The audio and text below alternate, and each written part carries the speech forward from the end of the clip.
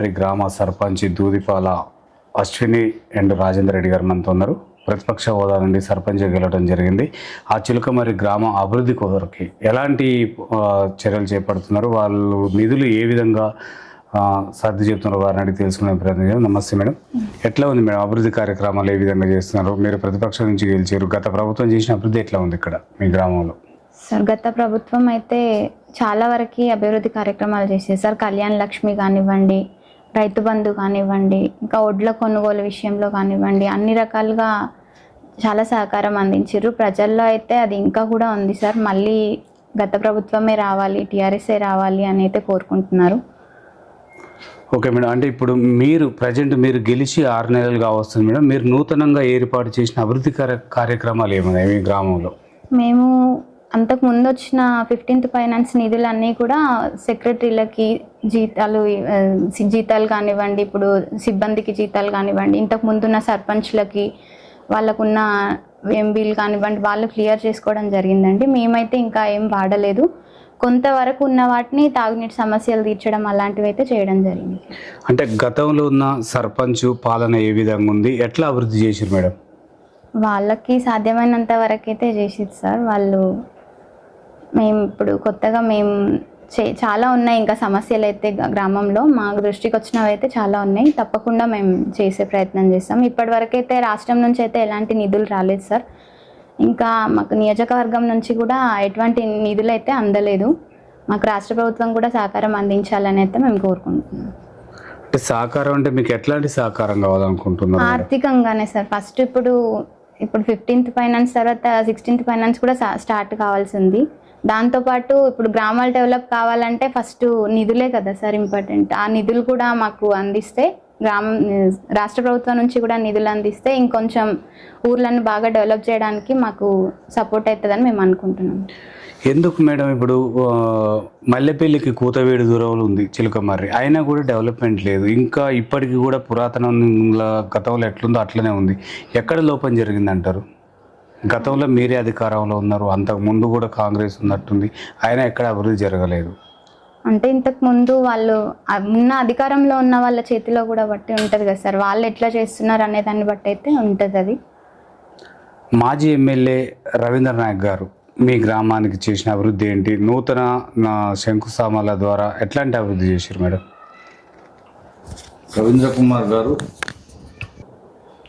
రవీంద్ర కుమార్ గారు గతంలో సీసీ రోడ్లకు కానీ, కొన్ని బోర్లు వేపేయడం, వాటర్ ట్యాంకులు, మిషన్ భగీరథ, మిషన్ కాకతీయ, రైతు భరోసా, రైతు బంధు, సంక్షేమ కార్యక్రమాలు చాలా చేయడం జరిగింది. మా విలేజ్ని దాదాపు మా ఊర్లో సీసీ రోడ్లు మాత్రం అన్ని దగ్గరలో ఉన్నాయి. ఎక్కడనో కొంత ఒక 15-20 లక్షల రూపాయలతోటి టోటల్గా క్లోజ్ అయ్యే అవకాశం ఉంది. సీసీ రోడ్లు అనేది కొంత డ్రైనేజ్ సమస్య ఉంది. ఆ డ్రైనేజ్ సమస్యను కూడా మేము అండర్ డ్రైన్ చేసేసి తీర్చుతాం రేపు మా ప్రభుత్వం వచ్చిన తర్వాత. ఇప్పుడు ఇక్కడున్న ప్రభుత్వం మేము ప్రతిపక్షంలో గెలిచాం కాబట్టి మాకు ఎటువంటి సహకారం అందిస్తలేదు. గతంలో బీఆర్ఎస్ ప్రభుత్వం ఉన్నప్పుడు మా దగ్గర ప్రతిపక్ష సర్పంచ్ పాపం ఆయన కూడా కాంగ్రెస్లో గెలిచిండు, ఎటువంటి నిధులు తీసుకురాలేకపోయిండు. కొంత మేము ఎస్డిఎఫ్ ద్వారా అవి తెచ్చి చేయగలిగినాం. మా రవీంద్ర కుమార్ సార్ తోడ్పాటుతోటి ఊరిని మాకు వీలైనంత వరకు మేము గత సర్పంచ్కి సహకరిస్తూ, నేను అప్పుడు వార్డు సభ్యునిగా ఉన్న, పార్టీ గ్రామశాఖ అధ్యక్షుని పనిచేసిన, మేము కూడా మా చేతనైనంత సహాయం చేసినాం. ఓకే సార్, అక్కడ డ్రైనేజీ వ్యవస్థ అస్తవ్యస్తంగా ఉండటంతో కొంతమంది ఇంకుడు గుంతలు కావాలంటున్నారు సార్, అది మీ దృష్టికే వచ్చిందా? ఇంకుడు గుంతల సమస్య కూడా మా దగ్గరకు వచ్చింది. స్టేజ్ దగ్గర మెయిన్గా మేజర్ ప్రాబ్లం ఏంటంటే అక్కడ డ్రైనేజ్ వేయడం కరెక్ట్ వేయలేదు. అక్కడున్న దానికి ఇంకుడు గుంత సరిపోదు, అది నల్లరేగడి భూమి, వాటర్ తీసేసుకోవట్లేదు. కొన్ని వేసి చూసినాం, ఆ నల్లరేగడి కాబట్టి ఆ ఇంకుడు నీళ్ళు ఇంకట్లేదు. అమ్మోరి లెవెల్ తీసుకోకుండా అమ్మోరి వేసిరు. మేము దాన్ని ఏదైనా రిపేర్ చేపిద్దామన్నా ఏ గారు ఏమంటున్నారంటే అది 2 years బ్యాక్ వేసిరండి, దానికి మెయింటెనెన్స్ ఇవ్వలేము, మనం చేసే పరిస్థితి లేదు. అవి మొత్తం రోడ్డుకు బెడ్స్ ఉన్నాయి, ఆ బెడ్స్ కూడా తొలగించాలంటే టోటల్గా అది కట్టిన దానికంటే ఇప్పుడు ఎక్కువ అవుతుంది, దానికి ఒక 2 lakhs అవుతుంది. మేము తీసేసి మళ్ళీ కట్టడం, దానివల్ల మేము అది చేయలేకపోయినాం. ఓకే సార్, ఊర్లో అంటే అక్కడక్కడ సీసీ రోడ్లు కూడా కాలేవంటున్నారు. ఎక్కడ పెండింగ్ ఉన్నాయి, ఎందుకు పెండింగ్ ఉండాల్సిన అవసరం? చైతన్య నగర్లో ఒక 5 లక్షల వరకు శాంక్షన్ అయింది. గత ఎంపీటీసీ గారు దిమ్మడి కలమకన్న గారు ఆయన చేయలేకపోయిండు. మరి ఎందువలన బిల్స్ రాకపోవడం వలన ఏదో జరిగింది. దానివల్ల అక్కడ ఒక చైతన్య నగర్లో ఒక రోడ్ అయితే టోటల్ కంప్లీటెడ్ అయిపోతుంది. షెయి దగ్గరలో సబ్ రోడ్లు ఉన్నాయి, ఒక 5 లక్షల నుంచి 10 లక్షల లోపు. మిగతా విలేజ్లో ఒక ఎస్సీ కాలనీలో ఒక రోడ్డు ఉంటుంది పెండింగ్ తప్ప ఎక్కడ కూడా లేదు. సూర్యాపల్లి విలేజ్లో దాదాపు కంప్లీట్ అయిపోయింది. నీలం నగర్ 100% సీసీ రోడ్డు ఉంది, డ్రైన్ ఉంది, మంచిగానే డెవలప్మెంట్ జరుగుతుంది. మేము ఇంకా ఏమైనా ఉంటే మేము మా పదవి కాలం అయిపోయేలోపు విలేజ్ని ఖచ్చితంగా అభివృద్ధి పదం వైపు నడిపిస్తాం. ఖచ్చితంగా దాన్ని ఊరిని డెవలప్ చేస్తాం. సార్, కాంగ్రెస్ ప్రభుత్వం ప్రవేశపెట్టిన 6 గ్యారెంటీలు మీ గ్రామంలో ఎన్ని అమలవుతున్నాయి సార్? ఇప్పటివరకు ఏది కూడా అమలు కాలేదండి. ఒక ఉచిత బస్సు తప్ప మిగతా అన్ని ఇప్పుడు మహిళకు 2500 అన్నాడు, పెన్షన్స్ పెంచుతా అన్నాడు, ఏది పెంచలేదు. ఉచిత కరెంటు 200 యూనిట్లు దాటిపోతుంది. అది ఎవరో ఒకరిద్దరు అందుబాటులో కొంతమందికి వస్తున్నది తప్ప మిగతా ఎటువంటి లేవు. ఉన్న గత కేసీఆర్ గారు చేసిన రైతు భరోసా పథకాన్ని కూడా నిర్వీర్యం చేసి రైతులకు వెన్నుపోయడం జరిగింది. వడ్ల కొనుగోలు నిన్న కూడా వర్షం వచ్చింది మన దగ్గర. ఈ వడ్లను కూడా కొనలేని ప్రభుత్వం ఇది. ఎటువంటి రైతుకు ఇబ్బంది పెట్టే ప్రభుత్వం తప్ప రైతుకు మేలు చేసే ప్రభుత్వం కాదని మేము అనుకుంటున్నాం. సార్, గౌరవ మాజీ ముఖ్యమంత్రి అనేకమైన పథకాలతోటి ప్రజల గుండెలు నాటుకుపోయిన ప్రజలు అంటున్నారు సార్. మరి అట్లాంటి పథకాలు మీ గ్రామంలో ఎన్ని అమలైనాయి సార్? ప్రతి ఒక్కటి అయినాయండి. ప్రతి రైతుకు అప్పుడు చనిపోయినాక వారం రోజుల్లోపు రైతు భరోసా వచ్చేది. ఎవరైనా రైతు చనిపోతే రైతు బంధు కరెక్ట్ టైంకి ఇప్పుడు సీజన్ వానాకాలం సీజన్ జూన్ ఫస్ట్ వీక్లో రైతు బంధు ఇచ్చేది. అదేవిధంగా Kalyana Lakshmi, CM relief fund మాత్రం కరెక్ట్ అప్లై చేస్తే 3 months లోపు వచ్చేది. నేను సర్పంచ్ కాకముందుకు ఒక 1.5 year బ్యాక్ ఒకరిది సీఎం రిలీఫ్ ఫండ్ ఇదే ఎమ్మెల్యే గారికి ఇవ్వడం జరిగింది. ఇంతవరకు అది రాలేదు. కళ్యాణ లక్ష్మి కూడా అదేవిధంగా నిన్న మా ఊర్లో ఒకటి వచ్చింది. అమ్మాయి పెళ్ళి 3 years, 2 పిల్లలు అయిన తర్వాత కళ్యాణ లక్ష్మి చెక్ ఇచ్చారు. ఇట్లా ఉంది ఈ వ్యవస్థ, ఈ పాలన. సార్, నిన్న కూడా మేము గ్రామ పంచాయతీకి వెళ్ళినప్పుడు ఈ నూతన పెన్షన్ లబ్ధిదారులు కూడా అప్లికేషన్ పెట్టుకుంటున్నారు సార్. తర్వాత కళ్యాణ లక్ష్మి కోసం కూడా వచ్చారు. అవి వస్తాయంటారా? వాళ్ళు ఎవరికన్నా ఇచ్చిరా మీరు వచ్చిన తర్వాత? ఇంతవరకు అయితే నూతన పెన్షన్స్ అనేవి మేము పదవి తీసుకున్న దగ్గర ఎక్కడ రాలేదు. అక్కడ ఆన్లైన్ క్లోజ్ ఉంది, ఇక్కడ అప్లికేషన్లు తీసుకుంటారు. సెక్రటరీ గారుల మీద సర్పంచ్ల మీద ఒత్తిడి జరుగుతుంది. పలానా ఊర్లో పెన్షన్ ఇస్తారు, పలానా ఊర్లు ఇస్తారు. ఎక్కడ లేదు, ఆన్లైన్ సైట్ ఓపెన్ లేదు. మీకు ఓటే లేదా, మీరు మాకెందుకు పెట్టట్లేదు. ఆ సెక్రటరీ గారికి పేపర్లు ఇస్తే తీసుకుపోతుండే, కట్టగడుతుండే, అక్కడ పెడుతుండే. ఏం చేస్తాడు ఆయన? ఆన్లైన్ సైట్ ఓపెన్ ఉన్నప్పుడు మాత్రమే మనం దాన్ని ఏమైనా చేయగలుగుతాం. మీరు పెన్షన్స్ ఇస్తే మాకు కూడా మా విలేజర్స్ కొంతమంది ఉన్నారు, చాలామంది వికలాంగులు ఉన్నారు, భర్త చనిపోయిన వాళ్ళు ఉన్నారు. ఇప్పుడు సైట్ ఓపెన్ కాకపోవడం వల్ల చాలా ఇబ్బంది అవుతుంది. వాళ్ళు కూడా చాలామంది నిరాశపడుతున్నారు ప్రజలు. సార్, ఇక్కడ మీ గ్రామంలో ఉన్న నిరుద్యోగ యువతకి ఉపాధి కల్పన ఏ విధంగా కలుగుతుంది సార్? మా దగ్గర కొన్ని ఇండస్ట్రీస్ ఉన్నాయి. మా పక్కన ఉన్న మల్లెపల్లి గ్రామంలో పోయి కొంతమంది చేస్తున్నారు. మిగతా వాళ్ళు హైదరాబాద్లో చాలామంది ఉంటారు. యువత ఎవరు కూడా ఊర్లో ఉండరు. కొంతమంది ఉంటే ట్రాక్టర్ తోటి వ్యవసాయం చేసుకుంటూ. మా దగ్గర కొన్ని ఇండస్ట్రీస్ ఉన్నాయి. మా విలేజ్ పరిధిలో గోడామ్స్లో పనిచేస్తారు, కొంతమంది అమాలి పని చేస్తున్నారు.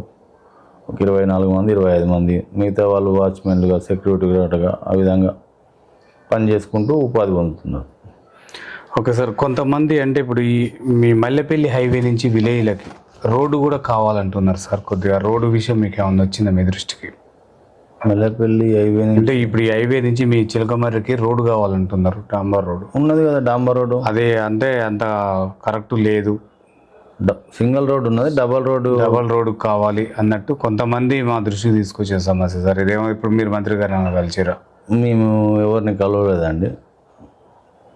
మేము ప్రతిపక్షంలో ఉన్నాం కాబట్టి మాకు ఎటువంటి సహకారం అందించట్లేరు. కాబట్టి మేము కూడా మళ్ళీ కేసీఆర్ గారి ప్రభుత్వం వచ్చిన తర్వాత మా రవీంద్ర కుమార్ గారిని ఎమ్మెల్యే గెలిపించుకొని మేము మా ఊరిని అభివృద్ధి చేస్తామని సార్, ఇక్కడ ఇక్కడి నుంచి కొనసాగిస్తున్న ఎమ్మెల్యే బాలు నాయక్ గారు ప్రతిపక్షంలో గెలిచిన ఏ సర్పంచ్ని పట్టించుకోవట్లేదు, నిధులు కూడా రానివ్వట్లేదు అని చెప్పేసి చాలామంది అంటున్నారు. వాస్తవం అంటారా? అది ఖచ్చితంగా వాస్తవం అండి. రాష్ట్ర ప్రభుత్వం నుంచి మాత్రం ఎటువంటి సహకారం లేదు. కేంద్ర ప్రభుత్వం నుంచి వచ్చే నిధులు తప్ప రాష్ట్ర ప్రభుత్వం నుంచి ఇంతవరకు ఎటువంటి నిధులు రాలేదు. ఎమ్మెల్యే గారు కూడా మా విలేజ్కి ఇంతవరకు ఏ ఫండ్స్ కూడా ఇవ్వలేదు. మేము కాంగ్రెస్ పార్టీ నాయకులు కూడా చెప్పిన విలేజ్ డెవలప్మెంట్కి మీరు సహకరించండి, మీరు వర్క్స్ తెచ్చుకొని మేము తీర్మానాలు ఇస్తాం, కలిసి పనిచేద్దామని కూడా మేము ప్రపోజల్ పెట్టినాం. కానీ ఎమ్మెల్యే గారు సహకరిస్తలేదు. సార్ అంటే మిమ్మల్ని పార్టీ మారమని ఏమన్నా ఒత్తిళ్ళు వస్తున్నాయి సార్? ఏం లేదండి, మమ్మల్ని ఎవరు అడగట్లేదు. కాంగ్రెస్ పార్టీలోకి వస్తే అభివృద్ధి చేస్తాం అన్నట్టు ఏమన్నా ఉందా? అట్లా ఏం లేదు. గతంలో అడిగిపించారు కానీ మేము మారే పరిస్థితి లేదు. ఒకసారి ఇందిరమ్మ ఇండ్లు ఎన్ని వచ్చినాయి సార్? ఎంతమంది లబ్ధి? మా విలేజ్లో 15 మందికి వచ్చిందండి. ఒక 14 మంది కట్టారు. ఒక ఇల్లు కట్టలేకపోయిన ఆర్థిక పరిస్థితుల వల్ల అది క్యాన్సిల్ అయిపోయింది. సార్ గ్రామంలో లైబ్రరీ ఏర్పాట్లు ఏమైనా ఉన్నాయా? లైబ్రరీ అంటూ ఏం లేదండి మా దగ్గర. మరి ఎట్లా ప్రభుత్వం ఏమన్నా సాయం చేస్తే కట్టించే ఆలోచనలు ఉన్నాయంటారు? ప్రభుత్వం సాయం చేస్తే కట్టిగలుగుతాం. నిరుద్యోగ యువతకి బుక్స్ కానీ రోజు న్యూస్ పేపర్స్ కూడా కావాలంటున్నారు, లైబ్రరీ ఉంటే బాగుంటుంది అంటున్నారు. మరి వాళ్ళ కోరిక మేరకు మీరు ఏమైనా ఏర్పాట్లు చేస్తారు? అది మా పరిధిలో గ్రామ పంచాయతీ సర్పంచ్ లైబ్రరీ అంటే ఒక 15-20 లక్షలు కావాలి. దానికి మా పరిధిలో మేము అది చేసే పరిస్థితి ఉండదు కదా. అది ఎమ్మెల్యే గారు పట్టించుకొని చేస్తే మంచిగా ఉంటుందని మా అభిప్రాయం. దృష్టికి పోవాలి ఆ విషయం. ఆయన దృష్టికి తీసుకెళ్తానికి ప్రయత్నం చేస్తాం. ఆఫీసర్ ద్వారా మేము రెఫరెండం ఇస్తాం, గౌరవ ఎండి గారికి ఇచ్చి వారి ద్వారా తీసుకుంటాం. సార్ ఇక్కడ ఒక మహిళా సర్పంచ్ గెలిచింది సార్. మహిళా భద్రత కొరకై ఆ గ్రామంలో మీకు దగ్గర ఉన్న ప్రణాళిక ఏముంది సార్? మహిళా భద్రత అంటే విలేజ్లలో అందరూ కలిసే ఉంటారు. మహిళలకు మా దగ్గర ఇంతవరకు ఎటువంటి ఇన్సిడెంట్స్ కూడా ఏం జరగలేదు. అంతా మంచిగానే ఉంటారు, సోదరభావంతో కలిసిమెలిసి ఉంటారు కాబట్టి ఎటువంటివి ఏం లేవు. సరే గ్రామ భద్రత కొరకై సీసీ కెమెరాలు ఏమైనా ఏర్పాటు చేశారా? గతంలో ఉన్న కెమెరాలు అవి పనిచేయట్లేదు. వాటి రిపేర్ కోసం మేము ఎస్ఐ గారిని సంప్రదించడం జరిగింది. వారు ఊర్లో కొంత ఫండ్ వసూలు చేసి చేపిద్దామని చెప్పి ఖచ్చితంగా సీసీ కెమెరాలు ఏర్పాటు చేపిస్తాం. ఒకసారి ఇక్కడ కొంతమంది నిరుద్యోగ యువత, ఆకతాయి పిల్లలు బండ్లు స్పీడ్ తోలటం, తర్వాత మద్యాన్ని సేవించడం అట్లాంటివి చేసి డ్రైవింగ్ చేస్తున్నారని చెప్తున్నారు సార్. అట్లాంటి పిల్లలకు తల్లిదండ్రుల ద్వారా ఏమైనా అవగాహన, పోలీసు వాళ్ళ ద్వారా ఏమైనా అవగాహన కల్పించారా? మన ఎస్ఐ గారు, మా ఎస్ఐ నరసింహులు గారు మా దగ్గర గ్రామసభ నిర్వహించడం జరిగింది. పోలీస్ 99 డేస్ ప్రణాళికలో భాగంగా అరైవ్ అనే ప్రోగ్రాం నిర్వహించి యువత ఎవరు గంజాయి తీసుకోకూడదని, మత్తు పదార్థాలకు దూరంగా ఉండాలని, మైనర్లకు వాహనాలు ఇవ్వకూడదని, ఇస్తే తల్లిదండ్రుల మీద చట్టపరమైన చర్యలు తీసుకోవడం గ్రామ సభలో తెలియజేయడం జరిగింది. మా విలేజర్స్ కూడా మంచిగా సహకరిస్తున్నారండి. సార్ విద్యా వైద్యం ఏ విధంగా అందుతుంది విలేజ్లో? విద్యా వైద్యం మంచిగానే ఉందండి. మా సారు మా ప్రిన్సిపాల్ చంద్రశేఖర్ రెడ్డి గారు వారు ప్రత్యేక చొరవ తీసుకుంటున్నారు. మా ఎంఈఓ శ్రీనివాసులు గారు మా దగ్గర ఇంకో స్కూల్ కూడా మూతపడిన స్కూల్ ఈ సంవత్సరం ఓపెన్ చేపిస్తున్నారు మా స్టేజ్ దగ్గర. పిల్లలకు కూడా మేము కూడా బడిపాట కార్యక్రమం ద్వారా తిరిగి తల్లిదండ్రులకు చెప్పడం జరిగింది. అంతా కూడా ఈసారి పోయినసారి ఒక 10 మంది ఉంటే ఇంకొక 5-6 మంది పెరిగే అవకాశం ఉంది స్కూల్లో. సార్ ఇక్కడ అంటే బడిబాట కార్యక్రమంలో భాగంగా తల్లిదండ్రుల వాళ్ళ ఒపీనియన్ ఏ విధంగా ఉంది సార్? ప్రభుత్వ పాఠశాలలో చేర్చే విధంగా ఉన్నారా?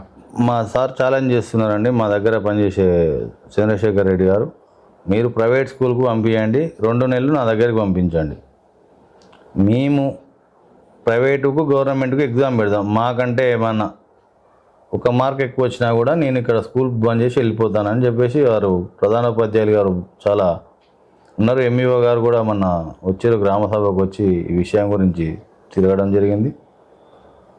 కొంతమంది ఊర్లో కూడా అందరూ సహకరిస్తున్నారు వారికి.